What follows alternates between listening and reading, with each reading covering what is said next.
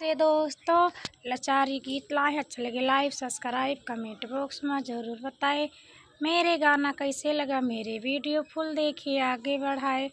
कितनो तू देवता मनैबो हमारे जगे नारी न पैबो। कितनो तू देवता मनैबो हमारे जगे नारी न पैबो।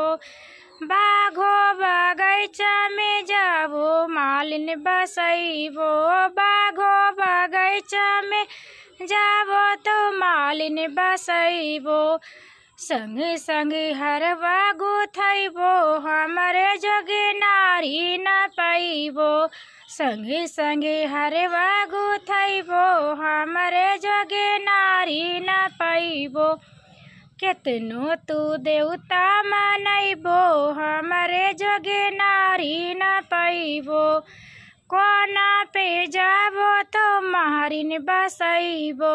कोना पे जाबो तो महरिन बसैबो। संग संग घैला भरैबो हमरे जोगे नारी न पैबो। कितनो तू देवता मनैबो हमरे जगे नारी न पैबो।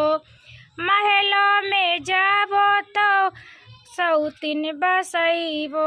महलो में जाबो तो सौतीन बसैबो। पैबो न से झिया के सुख हमरे जोगे नारी न पैबो। पैबो न से झिया के सुख हमरे जोगे नारी न पैबो। कितनो तू देवता मनैबो हमारे जोगे नारी न पैबो। कितनो तू देवता मनैबो हमारे जोगे नारी न पैबो।